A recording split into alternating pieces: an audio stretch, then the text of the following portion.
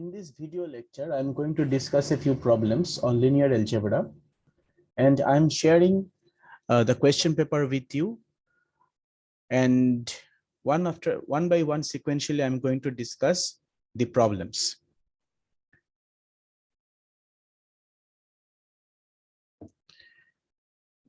The first question that is in front of you is as follows. Let me read the question for you first of all. Here in this particular problem, in question number 1, a set capital X has been considered, which is a finite set. As you can see, it consists of only two elements, 0 and 1. And for this finite set, the addition operation and the multiplication operation is defined as shown in the chart. Now, if I look at the table, the addition operation is defined in the following manner. The way of writing the addition operation is to make a chart like this, and on the column headings and on the row headings, the elements 0 and 1 are placed in both the tables. As you can see here, the star is representing the multiplication. Here the addition is not just an ordinary addition of elements. It is called a modulo operation. Although the modulo operation is not there in the syllabus, very briefly speaking, it is a binary set because there are two elements. So it is addition modulo 2, where when we write 0 plus 0, then we get the operation is actually 0 addition modulo 2 0, which means the remainder when 0 plus 0 is divided by 2. That means we know that 0 plus 0 is equal to 0. And if we divide 0 by 2, then the remainder is 0. Okay, so therefore 0 plus 0 here gives you 0. Let's talk about one another example. We take the elements 1 and 1 from this particular table, the first table. So 1 plus 1 means 1 addition modulo 1. That means the remainder when 1 plus 1 is divided by 2. Now 1 plus 1 is equal to 2, and we all know when we divide 2 by 2, the outcome, the remainder is 0. And therefore we have written this, the addition operation gives you, addition of 1 and 1 gives you 0 over here. The similar is the case with the multiplication table. In the multiplication table, the same thing is occurring. Only difference is that we are taking the two numbers and we are multiplying the two numbers and we getting it divided by 2, and we counting the remainder. So if we talk about 1 star 1, it means 1 is getting multiplied by 1. It is basically the multiplication modulo 2. It means remainder when 1 into 1 is divided by 2. Now, but we know that when we multiply 1 with itself, the outcome is 1. And if I try to divide it by 2, then we get the quotient 0 and the remainder is 1. by division algorithm. So here the outcome is 1. But since addition modulo 2 is not the operation addition modulo 2 and its details are not there in your syllabus, so I'm not going into the details, and to solve this question paper, it is actually not required. We shall study the addition modulo 2 operation in abstract algebra in some later semesters. So the operation is given in the following manner. We will just concentrate on the operation. So 0 plus 0 gives you 0, 0 plus 1 gives you 1, 1 plus 0 gives you 1, and 1 plus 1 gives you 0. 0 into 0 gives you 0, 0 into 1 gives you 0, 1 into 0 gives you 0, and 1 into 1 gives you 1. Now, considering this set and the operations, the next that has been asked, that has been considered in the question is that they have assumed the set of all 2 by 3 matrices, or the set of all matrices of order 2 by 3, and you know very well, and that has been discussed in my one of my earlier classes, that such a set is denoted by this particular notation, where M stands for the set of matrices whose orders are 2 by 3, and capital F is the field. Because all the elements of the elements of the matrices are chosen from the field capital F. So if capital F is a real number, so the matrix is a real matrix. If capital F is a complex number, the matrix is a complex matrix. Here in this particular problem, the matrix is being the set of matrices is being considered, but the field chosen is capital X.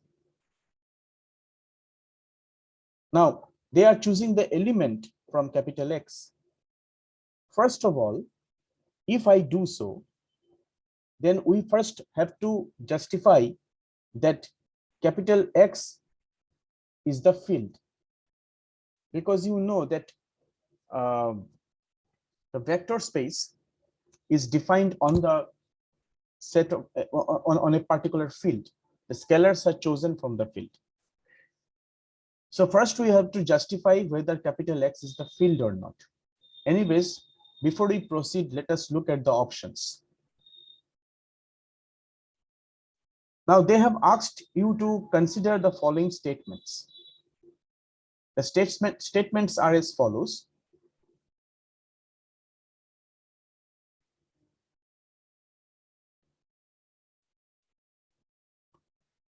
The first statement says capital X is not a field with respect to operations defined in the table. The second option is saying the set of matrices of order 2 by 3 constructed as defined in the question is not a vector space. The number of matrices that will be present in the set of matrices defined with respect to the condition of the problem is 64. The number of matrices that will be present in the set of matrices defined with respect to the condition of the problem is 16. Now, with respect to these 4 statements, it has been asked to verify which of the following statements are correct. In question number A, it is written the statement 1 and statement 4 are correct. What is statement 1? Statement 1 is saying that capital X is not a field with respect to operations defined in the table. Now, if we choose capital A to be our correct answer, then it means that both the option 1 and option 4 needs to be correct. It is not like that only option 1 is correct and only option 4 is correct. Then capital A cannot be chosen as our correct option. So you see that in this particular example, Let me share the screen once again.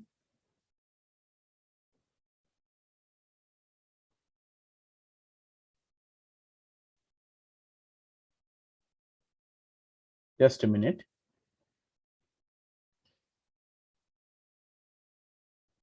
In this particular example,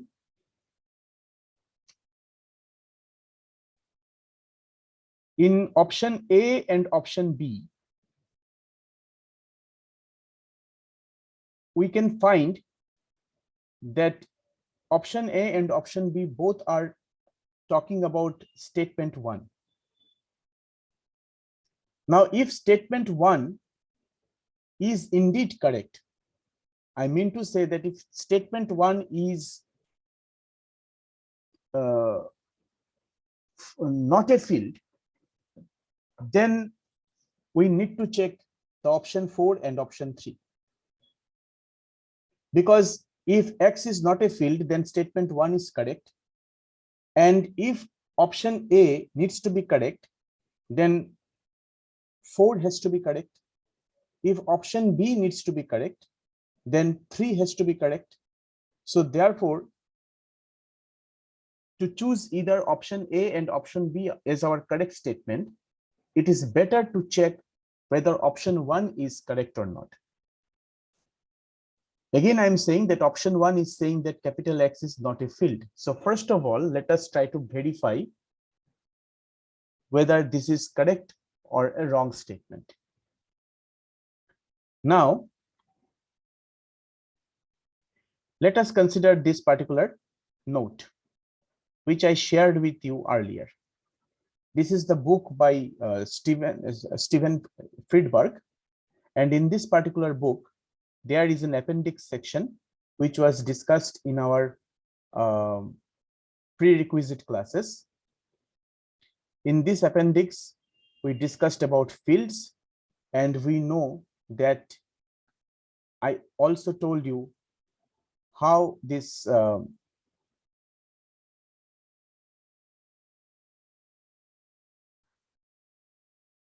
what are the properties that a particular set has to satisfy so that it becomes a field under some operations. So these are the properties that has been written over here.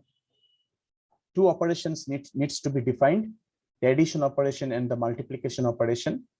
And with respect to the addition operation, the set has to be commutative, so that A plus B equal to B plus A for all AB belonging to set. With respect to multiplication operation, the set has to be commutative. Multiplication operation needs to be commutative also, so that A into B equals to B into A for all AB belonging to the set. Associativity should hold with respect to addition. Associativity should hold with respect to multiplication. And there must exist a zero element in the set capital F, which is the additive identity, which when added with any element of A, any element of the set capital F gives back the element. And there must exist a multiplicative identity, which is 1 when multiplied with any element of A, any element of F gives you A. So we need an additive identity and a multiplicative identity. And correspondingly, once the additive identity and multiplicative identity, the existence of these two are verified, then we go to F4, which talks about the additive inverse and multiplicative inverse. For each element A in F, there must exist an element, a non-zero element for each element in A in F, there must exist an element C in F, so that A plus C equal to 0. And for each non-zero element B in F, there must exist an element D in F, so that B into D is equal to 0. And lastly, we connect in F5 the multiplication operation and the addition operation. we distribute the multiplication operation on the addition like this. So A into B plus C becomes A into B plus A into C. Now, if we have this particular set, capital X, let us go back to our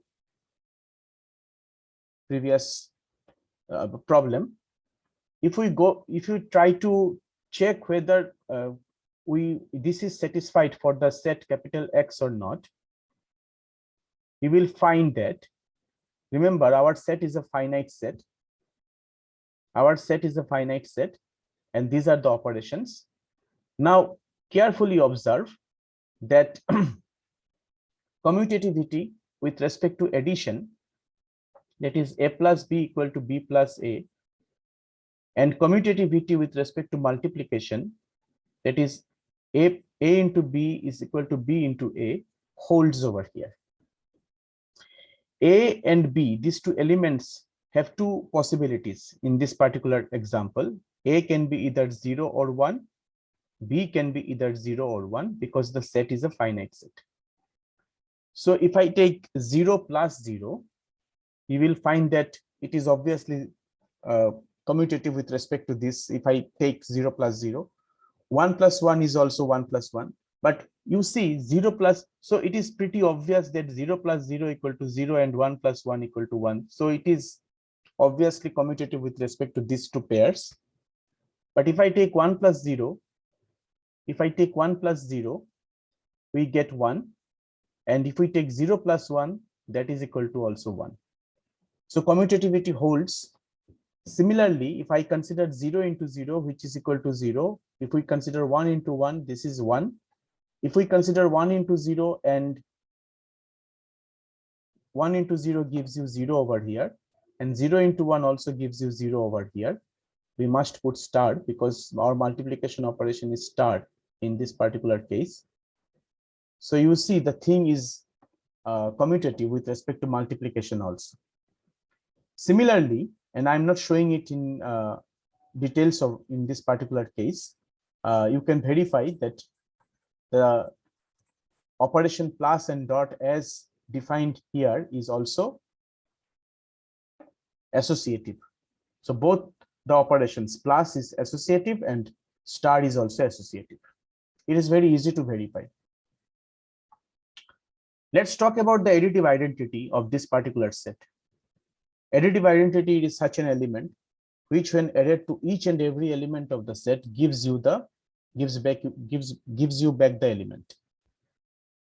Careful observation of this table reveals that 0 is the additive identity in this particular case, because 0 when added to 0 gives you 0, and 0 when added to 1 gives you 1.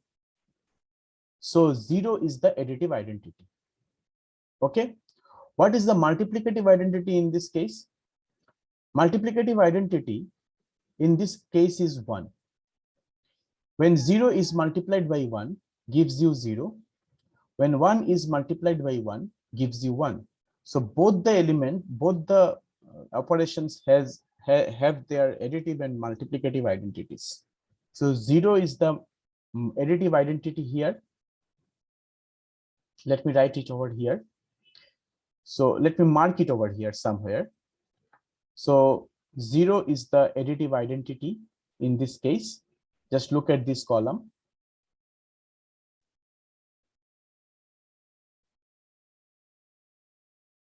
And 1 is the multiplicative identity in this case. Just look at this column.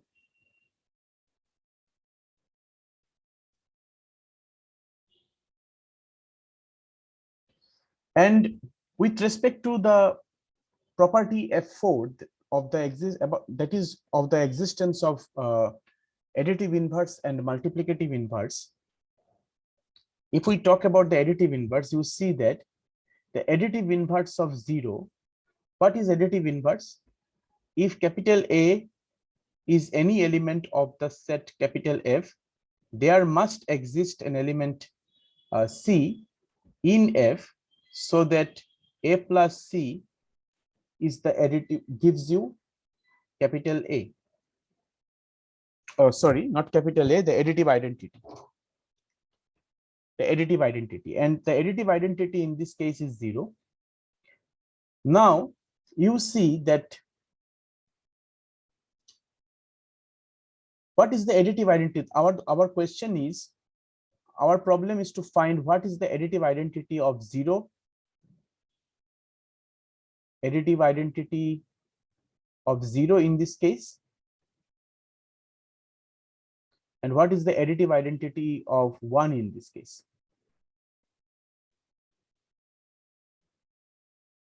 Okay, so we need to find some element x so that we get 0, and we need to find some element x so that we get 1.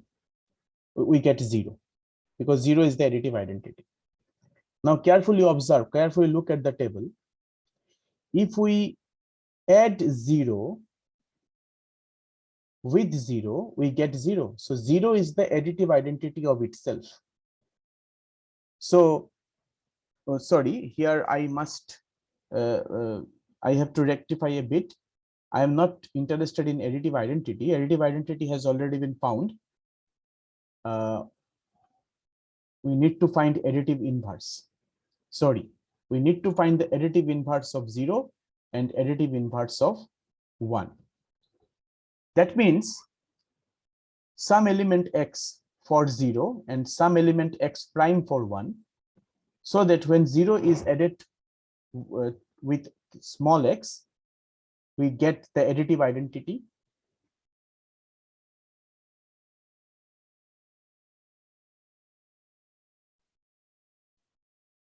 which is 0, and when 1 is added with x prime, we get additive identity,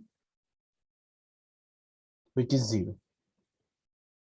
Now if I look at the table, you see that when 0 is added with 0, we get 0. So 0 is the additive inverse of itself. So 0 is the additive inverse of 0. When we put in place of x prime, if we put 1, we get 1 plus 1 equal to 0. See, in this particular cell. So 1 is the additive inverse of 1. So both the elements have got their additive inverse. So additive inverse exists in this particular case. Additive identity also exists. Let's talk about the multiplicative identity and multiplicative inverse. We already know that multiplicative identity in this particular problem is 1. Why? Because what is multiplicative identity?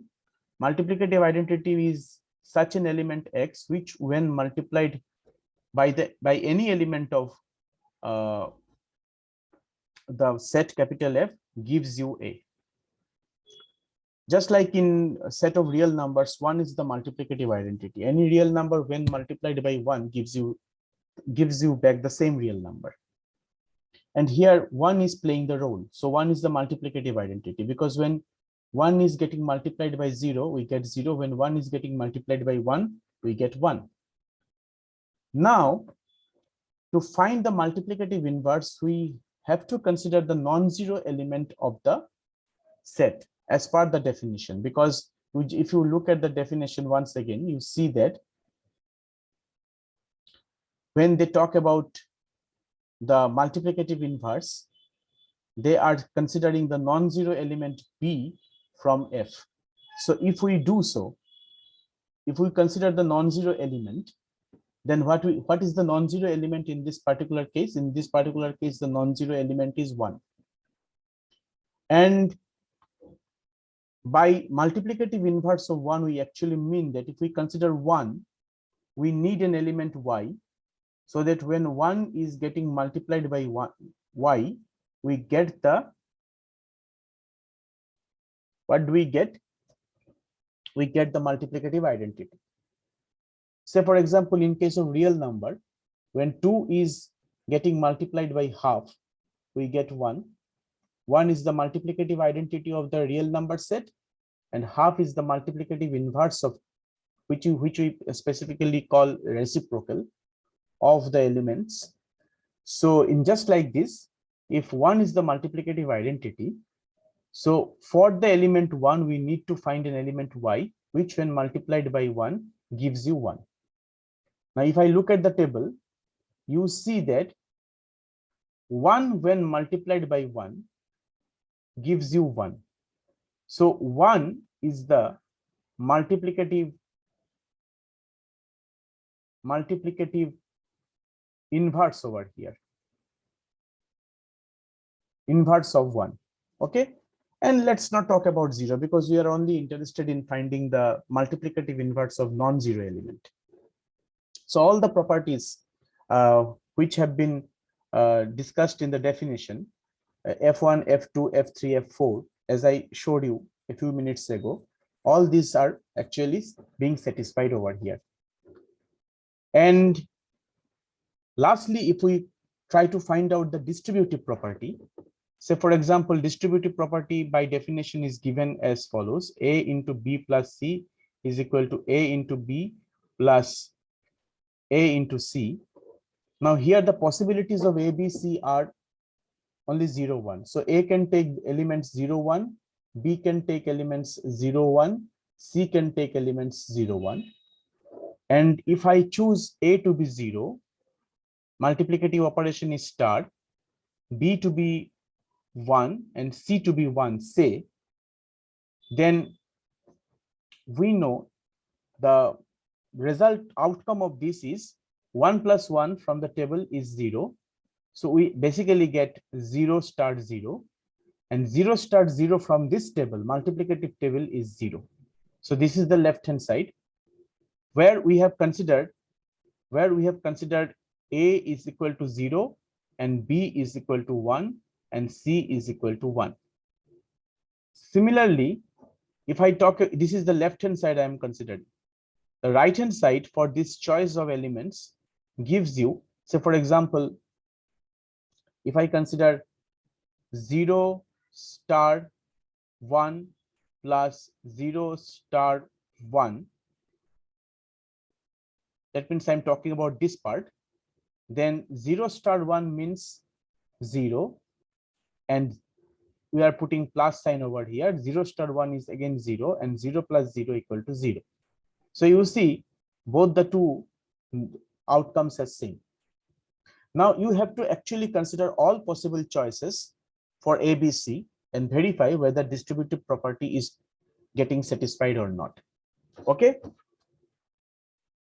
Now this examination was of 1 hour, and in this particular time span, it is not possible to do this particular calculation. We all know, but this particular problem has been set in the examination, keeping in mind that you can identify the set that has been taken in the particular problem. That is the set capital X, which is 0, 1, with the operations addition and multiplication as defined in the table. This particular set is actually field. Capital X is a field, and this field is there in example number 4, as you can see in this book.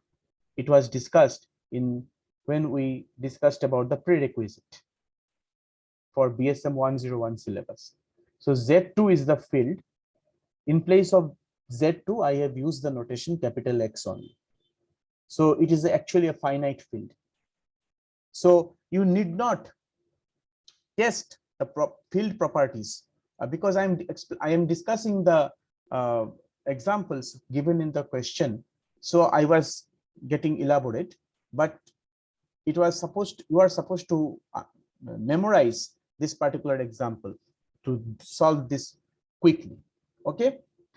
So Z2 is the field, finite field, and here in this particular problem, instead of using Z2, I have used the notation capital X. Now what happens? Just let us look at this. Let's proceed with the problem. Now in the question,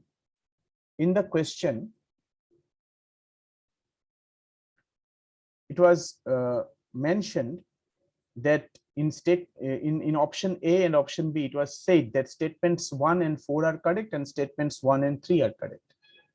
Obviously, these two options, A and B, are not correct options, because as I said earlier, for option A to be correct, both statements 1 and statement 4 to be correct. And for B to be correct, both statements 1 and statement 3 need to be correct. But here statement 1 is incorrect. What is statement 1? Statement 1 is saying that X is not a field.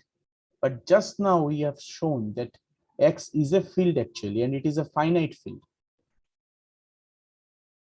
So these two options are wrong options. A and B are wrong in this particular case. Okay. So if once we eliminate A and B, and you have to do it instantly, you shouldn't waste time in solving it. Instantly, by looking at the options, you have to identify the set capital X, and you have to immediately reject option A and option B. Now, let's look at the options 3, C, D, and E. C, D, and E. Okay. Now let's talk about C. If you can recall, in the first chapter of vector space, in the exercise, there was a problem, and you know the exercise was in the syllabus. So there was a problem which I'm going to state over here. I'm going to show it over here. The problem was this. I'm not going to explain the solution of the problem, but I'm going to show you the problem. The problem was saying that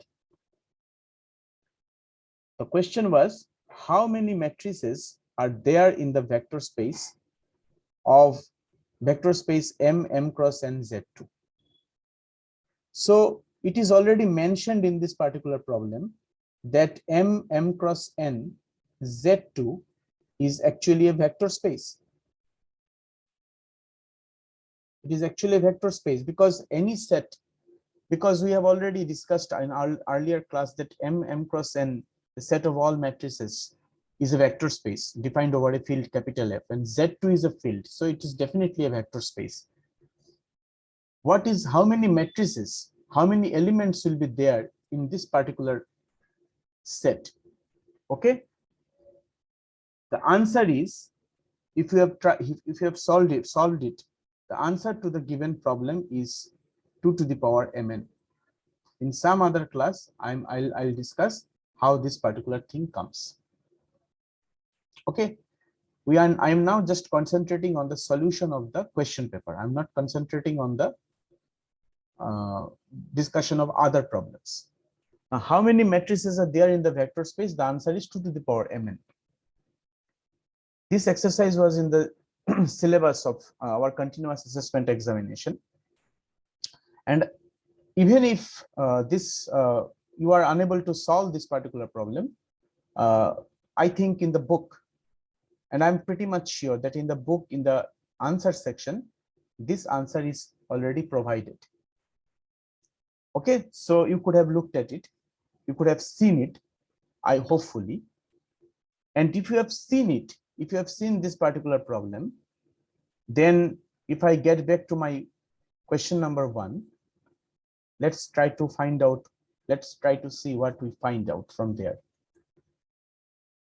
In the statement 3 is actually saying that the number of matrices that will be present in the set of matrices defined with respect to the condition of the problem is 64. Now, if I try to apply the formula over there, you see that in the set M2 cross 3x, the number of matrices will be 2 to the power mn, that is 2 into 3, and that is 2 to the power 6. 2 to the power 6 means 2 cube into 2 cube, and that is 64. So option 3 is actually correct, and consequently option 4 is incorrect, because it is saying that the number of matrices present in this particular vector space will be 16, which is not true. So obviously option 4 is also wrong. And since option 4 is wrong, and since option 4 is wrong, if I look at sorry, not option, the condition 4 is wrong, then immediately we can say that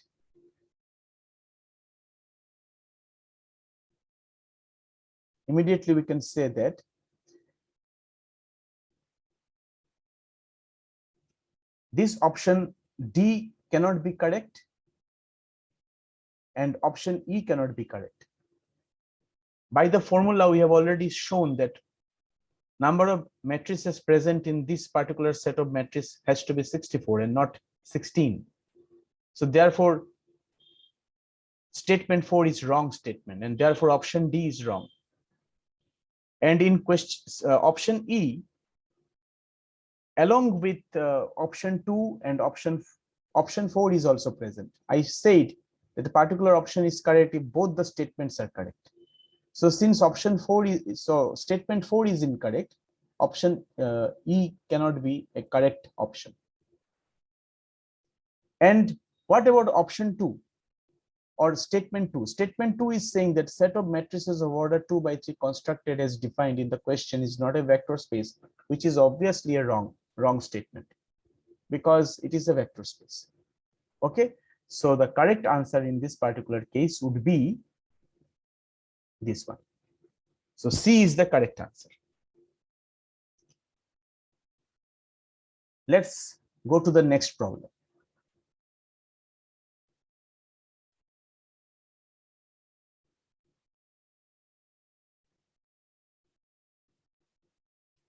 The next problem is saying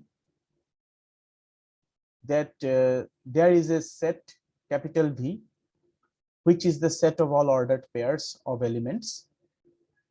Ordered pair of elements means it is a kind of two-dimensional plane where the two coordinates, A1 coordinates and A2 coordinates. In place of A1, A2, you can think of X and Y. Coordinates, the elements on the two-dimensional planes are being chosen. And these individual numbers, A1 and A2, are taken from a field capital F. If capital F is the set of real numbers, then it is talking about the real two-dimensional plane. If capital F is complex number, it is talking about a complex two-dimensional plane. And the vector addition of such a set is given as follows.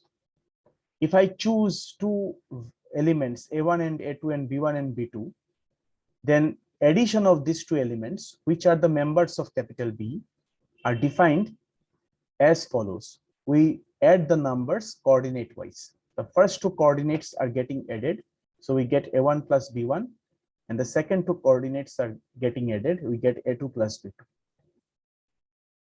The scalar multiplication, C is a scalar quantity, and it is getting multiplied by the element A1, A2. The scalar multiplication is defined in the following manner. The scalar multiplication is as follows. When we multiply the member of V by C, we get the first coordinate intact, that is A1, and the second coordinate becomes 0. That means as if we are getting some points on the A1 axis. If the operations are defined in this manner, which of the following statement is not correct? Okay, so let's try to find out what it is saying.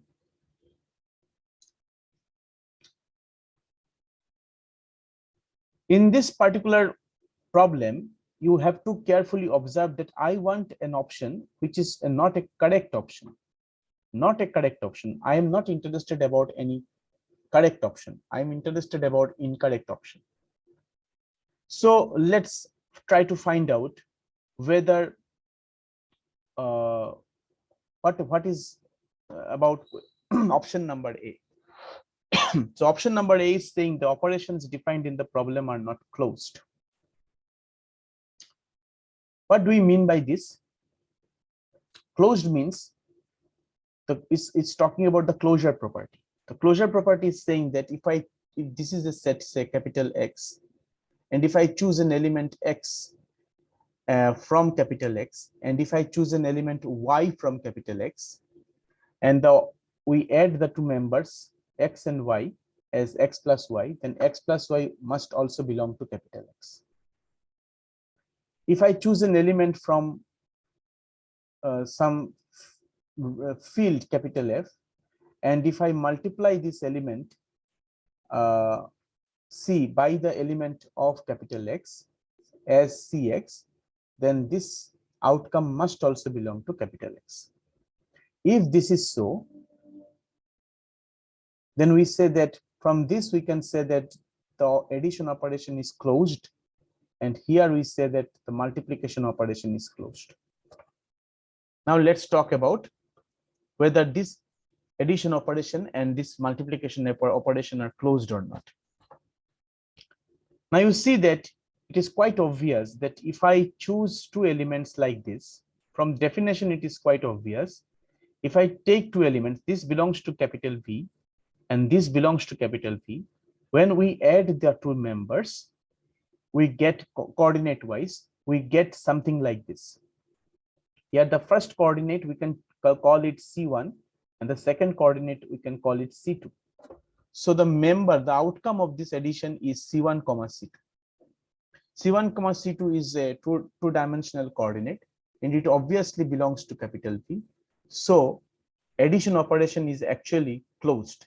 So here our judgment is addition operation in this case. Addition operation in this case is closed. Okay. What about the multiplication operation? Same thing. Here I'm choosing C from the field capital F. So C belongs to capital F, and the member A1, A2 belongs to capital V. And if I try to look at this particular definition, when we multiply the member of capital V by C, we get some coordinate, two-dimensional coordinate. Maybe it is lying on the A1 plane, but it is a two-dimensional coordinate. And since it is a two-dimensional coordinate and appearing as ordered pair, so obviously it belongs to capital V. So our multiplication operation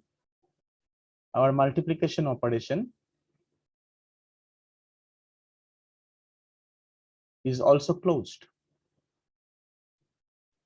Both addition operation and multiplication operation are closed over here. So by this particular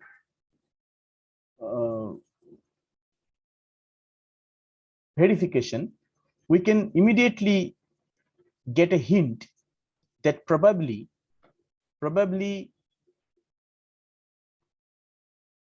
the option number A is the right one, because in option number A is saying that the operations defined in the problem are not closed, but we have seen that both the addition operation and the multiplication operation are closed actually, and we are actually interested in finding an incorrect statement.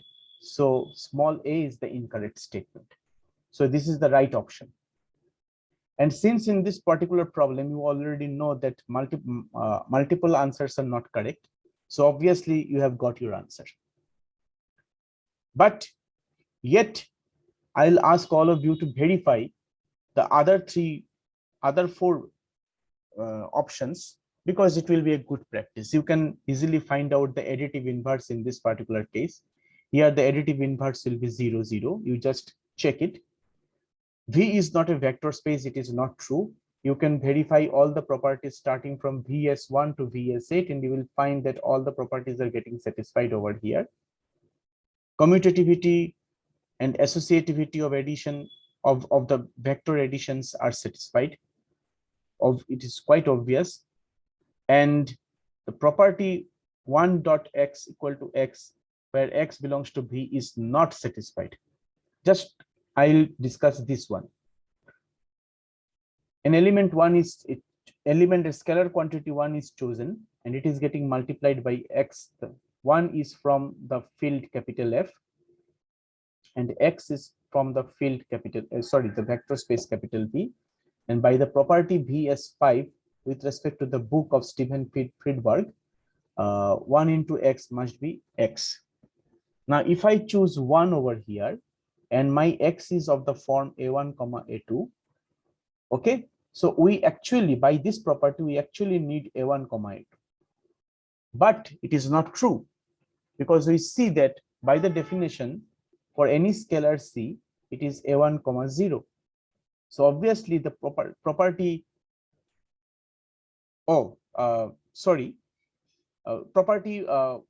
vs5, that is this property is not getting satisfied over here. Okay, so in option number E, it is said that the property 1 dot x equal to x is not satisfied, and it is correct. It is not getting satisfied, because if a particular set has to be vector space over some field, it has to satisfy all the properties from vs1 to vs8. If at least one is incorrect, then it is not a vector space. So vs1, vs5 is not getting satisfied, and in option E it is written the property 1 dot x equal to x is not satisfied. So it is a correct statement. V is not a vector space. Sorry, I said V is previously, probably I misplaced my word and I said V is a vector space. Sorry, V is not a vector space. Obviously, vs5 is not getting satisfied, so V is not a vector space. So C is saying that V is not a vector space. It is also a correct statement. But we need to find incorrect statement over here. So the incorrect statement has already been found, which is option number A. Okay, let's proceed further. And let's go to the next page.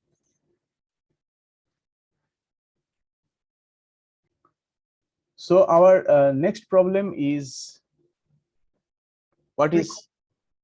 about reduced row echelon form. The matrix is said to be, first of all, in the problem, the reduced row echelon form definition is given.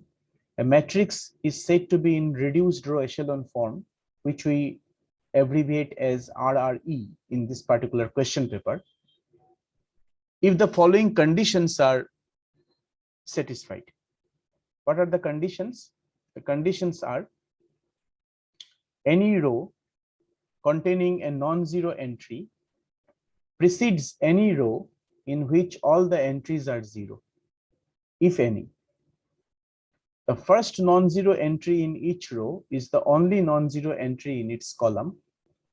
The first non-zero entry in each row is 1, and it occurs in a column to the right of the first non-zero entry in the preceding row. I discussed in one of my classes in details about this particular definitions, and I showed you many examples by which you can verify whether a particular matrix is in its echelon form or not. Here a sample matrix is given to you, which is A, which is a 4 by 4 matrix. Then they are asking which of the following statements is correct. The first statement is, let's discuss the statements one after another sequentially. The first statement is saying that the matrix A is in its RRE form. So matrix A in its reduced row echelon form. Now you see that the first non-zero in the, if I look at the question number, the property 2, you see that the first non-zero entry in each row is the only non-zero entry in its column. This is the property 2 for a particular matrix to be row reduced echelon matrix. If I look at row 1, the first non-zero element is 1. But it is not only the non-zero element. It is not only the non-zero element in its column. In this, it is existing in this particular column, and in this particular column, another non-zero entry is there, which is 1. So it is not. It is not only the non-zero entry in its column. So obviously, this particular matrix is not in its RRE form, and therefore option number A is a wrong option. What about option number 2? Option number B. Option number B is saying that the matrix A is not in its RRE form as 1 is violated. What is option property 1? Property 1 is saying that any row containing non-zero entry precedes any row in which all the entries are 0. That means if I try to understand this property, it means that if I try to write a matrix in the following manner, suppose this is the matrix, I'm writing 0, 0 first. 0, 0 row is preceding 0, 0 row is preceding the this first row, the non-zero row 1, 1. So it is not RRE. Okay. For RRE form, it has to be written in the following manner. We have to interchange the row. So this is the RRE form. Now, in option number B, it is saying that the matrix A is not in its RRE, or you obviously know that it is not in its RRE because of property 1 is getting violated. This is a wrong option because property 1 demands a 0 row in the matrix. But in this particular matrix, neither row is a 0 row. 0 row means a particular row in which all the elements are 0. What about option number C? Property 2 is getting satisfied in A. Obviously not. We just have shown that property 2 is not getting satisfied and therefore it is not in its RRE form. So option number C is also not correct. Option number D is saying that property 3 is valid in the given matrix. Now what is option number 3? The first non-zero entry in each row is 1, which is not true. Yeah, this is true. This is the first non-zero entry. The first non-zero entry in row 1 is 1. It is occurring over here. This first non-zero entry in row 2 is 1, occurring here. First non-zero entry in row 3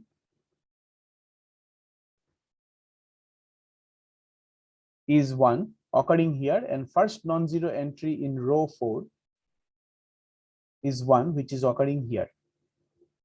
This part is getting satisfied. And it occurs in a column to the right of the first non-zero entry in the preceding row. In option D, it is saying the property 3 is valid in the given matrix, which is not. Property 3 is not valid in the given matrix because the second one, the second line is not getting satisfied. In the second line of the property is saying that the first non-zero entry has to be 1 and that 1 must occur in a column to the right of the first non-zero entry in the preceding row. If I look at row 1 and row 3, you will see that this second line of the property is getting violated. The first non-zero entry in the first row is 1, obviously, but the first non-zero entry in this row 3 is not occurring to the right of the first non-zero entry in the preceding row. It is occurring in the same column as the first non-zero entry is appearing. It is not even appearing to the right of this one. Right? So this particular, just look at this position. This position is wrong for the particular matrix to be in its RRE form. And in option number E, it is saying that neither property 2 and nor property 3 is valid in the given matrix. So both of these properties are actually not being satisfied by the matrix capital A, and therefore this statement is correct. Okay, so option E is the right option for question number 3. So let's proceed for problem number 4 of the question paper.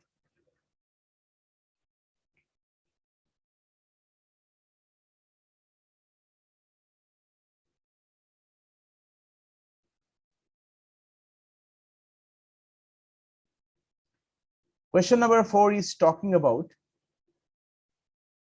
Gaussian elimination method, and some statements are given with respect to the Gaussian elimination method, and it has been asked which particular statement is correct statement.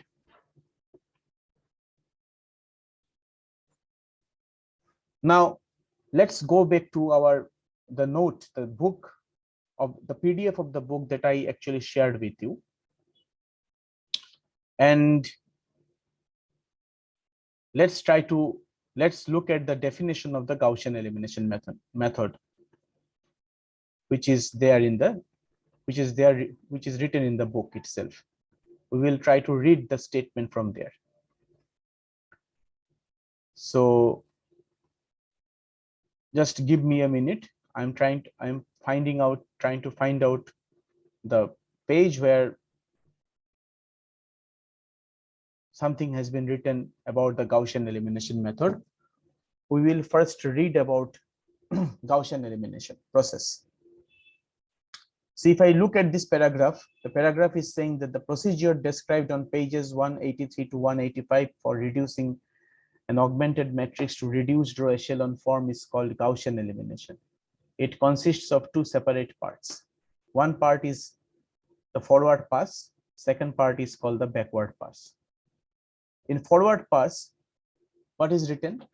The augmented matrix is transformed into an upper triangular matrix. Just look at this. Augmented matrix is transformed into an upper triangular matrix. And in backward part, it is written that the upper triangular matrix is transformed into reduced row echelon form. Okay, this much is required for answering problem number 4. Let's get back to the problem.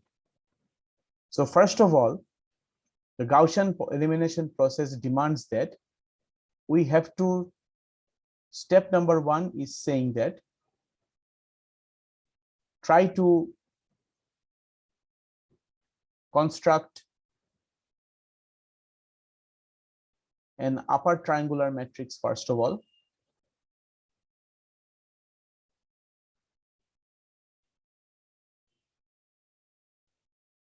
And step number 2 that is saying that the upper triangular matrix that you have constructed must be brought, upper triangular matrix that you have constructed must be brought in its RRE form. That means reduced row echelon form. Now just look at the statements. In the first statement, it is saying that GME, that means which is the abbreviation of for Gaussian elimination method. In GME, augmented matrix is not required. In the definition of the Gaussian elimination method, in the process of Gaussian elimination method, the statement of the forward pass started with augmented matrix. So in Gaussian elimination, we need the augmented matrix. So this option is a wrong option. Augmented matrix is definitely required in Gaussian elimination. Option number B is saying that in Gaussian elimination method, augmented matrix is first transformed into a lower triangular matrix. From forward pass, we know that it is a wrong statement, because in Gaussian elimination method, the augmented matrix is transformed into an upper triangular matrix. In Gaussian elimination method, first augmented matrix is transformed into lower triangular matrix. Definitely it is wrong, because again it is talking about lower triangular matrix. So it is a wrong statement. In Gaussian elimination method, first the augmented matrix is transformed to RRE, and then it is converted to the lower triangular matrix, which is wrong in both ways. First of all, it is talking about lower triangular, and then the process is reversed. They are first talking about the backward substitution, and then they are going to the forward substitution process. So therefore, option D is a wrong option. Option E is saying that in GME, first augmented matrix is transformed into upper triangular matrix, and then that matrix is brought to RRE form, which is our required answer. Because it is talking about the augmented matrix, it is talking about the upper triangular, and after the upper triangular matrix, it is brought into RRE form. It is going with the definition. In option number F, it is saying that in GME, first augmented matrix is transformed to RRE, and then it is converted to upper triangular matrix. Again, it is a wrong statement, because although it is talking about augmented matrix and then RRE, augmented matrix, RRE, and upper triangular, but the process is actually reversed. The correct process is, first of all, briefly speaking, first of all, you have to consider an augmented matrix. This is the correct sequence. Augmented matrix. Then you try to transform this augmented matrix in upper triangular form. And then upper triangular form is brought to RRE form. So this is the actual sequence which has been given in option number E. So option number E is the right option. Let's move on.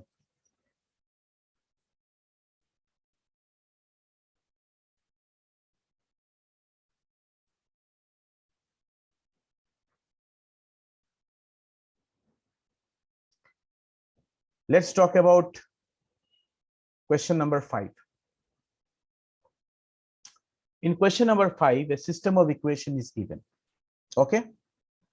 So what is the system of equation? The system of equation is there are two variables and two unknowns, two equations, x1 plus x2 equal to 0 and x1 plus x2 equal to 1. Before we look at these particular options, try to solve this particular system. So if I consider the coefficient matrix, if I consider the coefficient matrix of the system, we see that the coefficient matrix is given by 1, 1, which is for the first equation, and 1, 1, which is for the second equation. Then we consider the augmented matrix for the system.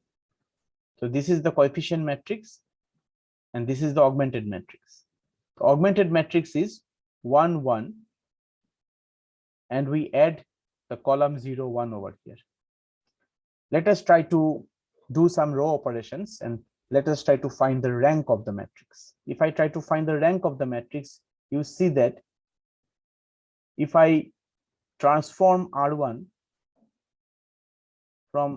by doing this operation, R1 minus R2, or if I transform R2 by making the operation R2 minus R1, then we keep R1 fixed, row 1 fixed, and we make it 0. No further operation is required because it is in its RRE form. So rank of capital A is equal to 1 over here. Similarly, if we try to find rank of AB, we do the same operation for this particular matrix. Let's try to do it over here. So if I keep 1, 1, 0 fixed, and if I subtract R1 from R2, let me write it clearly somewhere else. Okay, I'm writing it over here. If I keep row 1 fixed and I do the operation where I subtract R1 from R2, we get 1 minus 1, 0, 1 minus 1, 0, and 1 minus 0, 1. And you see that this particular matrix is in its RRE form. So rank of this augmented matrix is 2. And since the rank of this particular matrix and rank of coefficient matrix and rank of augmented matrix are different, the system actually has no solution. This system has no solution since rank of A is not equal to rank of AB. Now let us look at the options. In the option A, it is saying that the system has unique solution as the number of equations and number of variables are same. So it is a wrong option. Option B is saying that the ranks of the augmented matrix and the rank of the coefficient matrix of the system are same, which is wrong. Option C is saying the ranks of the augmented matrix and the rank of the coefficient matrix of the system are not same. The correct option. The rank of the augmented matrix is 1. Rank of the augmented matrix is actually 2. So it is a wrong option. Rank of the coefficient matrix is 2, which is incorrect because rank of the coefficient matrix is 1. So C is your correct answer. Okay. So this is the answer to your problem, to the problem 5 of the question paper. Let's go to question. Let's go to next problem, which is given as follows. In this particular problem, two matrices are given. In this particular problem, two matrices are given. One is this. One matrix is this, which is defined as A, and another matrix is B. Now, it is asked that which of the following statement is correct statement. In the first statement, it is given that A is an elementary matrix, but B is not. In the second statement, it is saying that B is an elementary matrix, but A is not. In C, it is saying that both A and B are elementary matrices. And in D, it is saying that neither A nor B is elementary matrix. The rank of A is 2. If I talk about rank of A, so you see that rank of A over here, if I try to find it out,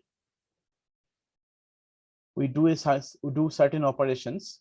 So if we keep R2 fixed,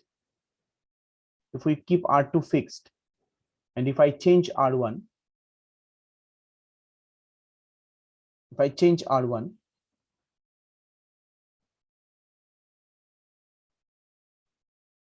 by subtracting R2 from R1, so we get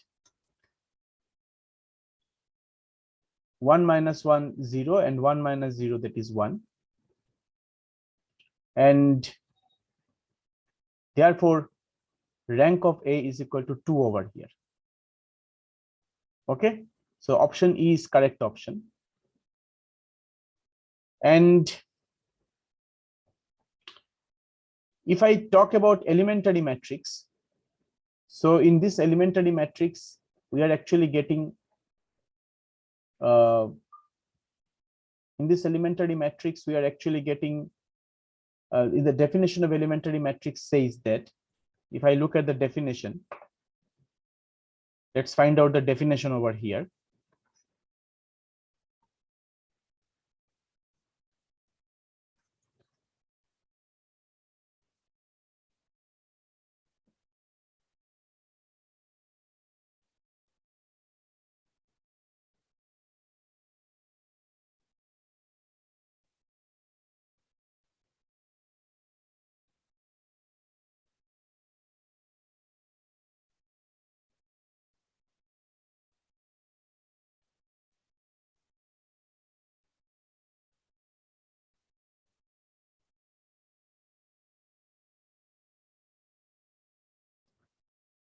I'm trying to show you the definition of elementary matrix from the page of the book that I shared with you. So here in the definition, you carefully observe the definition of elementary matrix. In the definition, it is said that an n by n elementary matrix is a matrix obtained by performing such and such operation. So n by n elementary matrix is a matrix obtained by performing an elementary operation on In. Now, elementary matrix actually, if I talk about the elementary matrix, by definition, it is said that it has to be a square matrix always, because in the definition, a square matrix has been considered.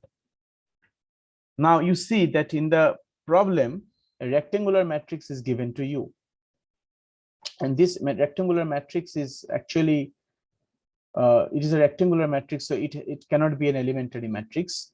But in option number B, it is said that B is an elementary matrix, but A is not, which is a wrong option. Okay, A is an elementary matrix, but B is, both A and B are elementary matrix. That is also not true, because B is not elementary matrix. Neither A nor B is elementary matrix, which is also not true.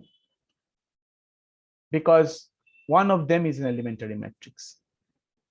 And capital A is an elementary matrix because you can take the square matrix I2, which is identity matrix. We can perform some operations on I2 and we can get we can verify the properties of the elementary matrices, which are actually based upon type 1, type 2, and type 3 operations. I'm not going into the details. So option A is also a correct option. So you see in this particular problem, actually two options are correct, A and E, but probably is actually is a kind of mistake from my end because only one option needs to be corrected. If any student has opted for option number E, then I must say that I will try to give him the marks, full marks, because in Google form only option A was chosen as the correct option. So I will try to give option number E, though I will try to give you full marks who have chosen option number E to be the correct option. Okay, so don't worry about it. Actually, here two options A and D, both the options A and B are actually correct.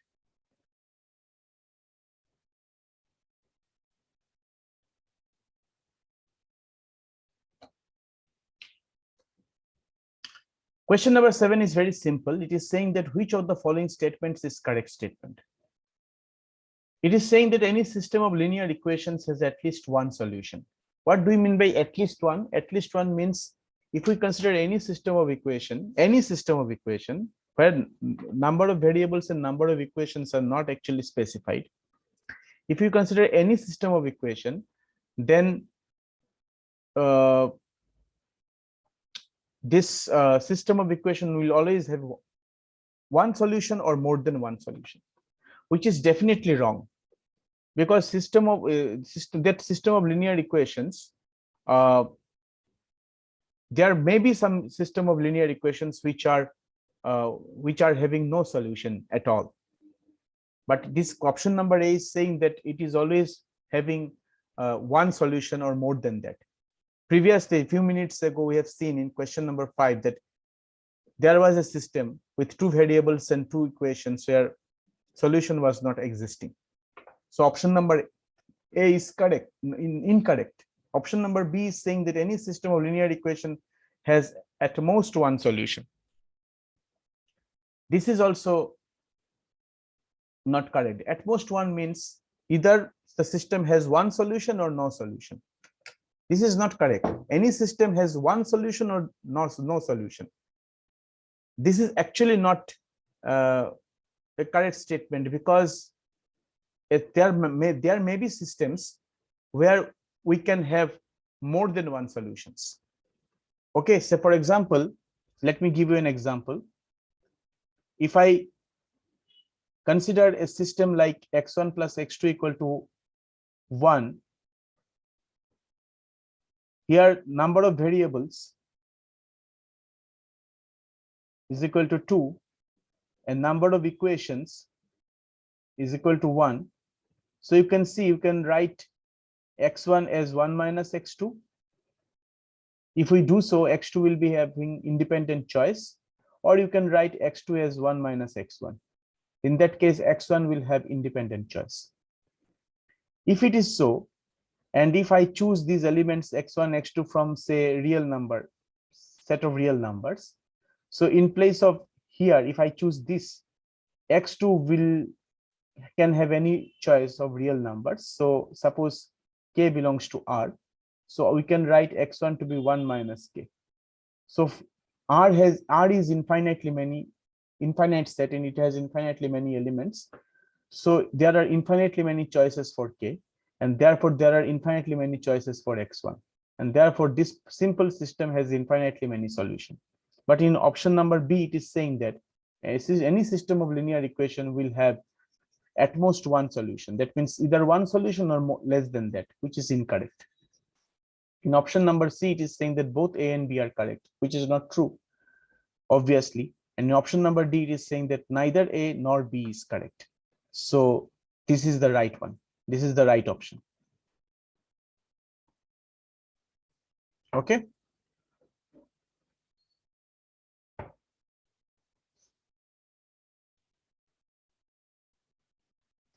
And the last problem of this particular question paper is this one.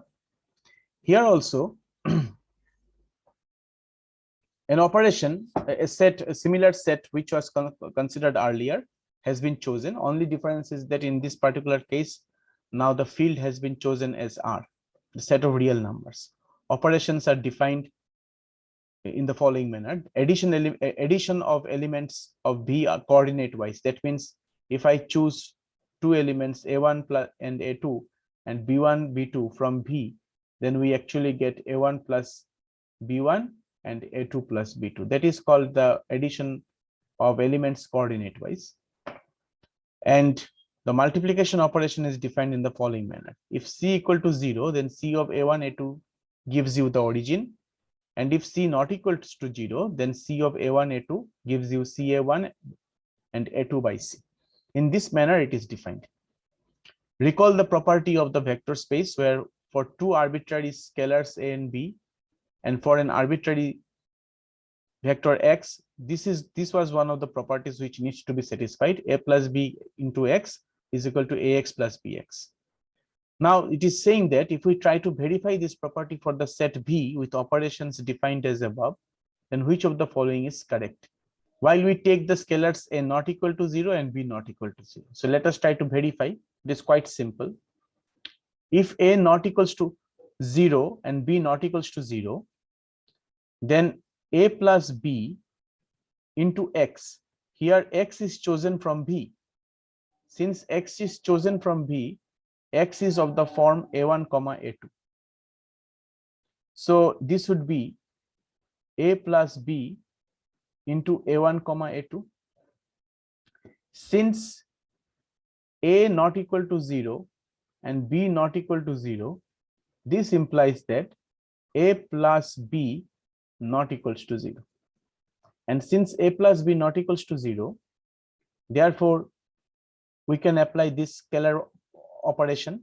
By this scalar operation, we have A plus B. In place of C, we have A plus B. So we can write A plus B into A1, and this would be A2 by A plus B. So we get this. But you see, this here, the wrong representation has been given. It is, instead of writing A2 by A plus B, it is written A plus B into A2. So this is the wrong one.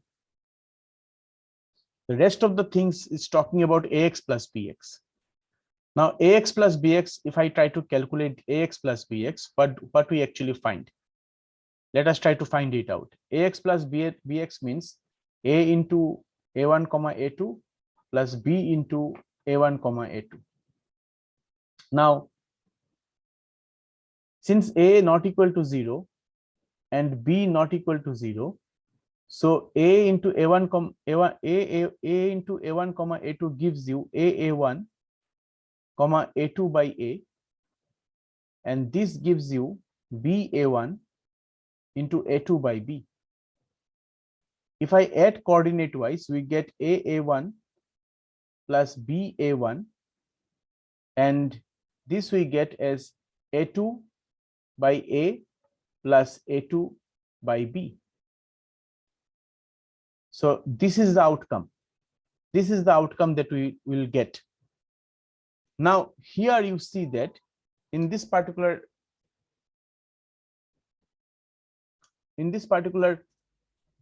options, very wrong representation has been given. AX plus BX is given as A2 plus B2 by A only, where it has to be coordinate wise. It has to be it is the element of B, and B is the element of two-dimensional coordinates. But here, in all these options, B, C, D, the outcome of AX plus BX is written as only number, which is wrong, totally wrong. And therefore, all of these options, B, C, and D, are wrong options. Immediately we can say, even if we do not calculate it. So the correct option would be none of this. That is option number E. So this is the solution of the problem that I set in the examination. And I hope that you have found this particular video pretty helpful, pretty much helpful. So thank you for listening. And I am stopping this share right now. Thank you for listening.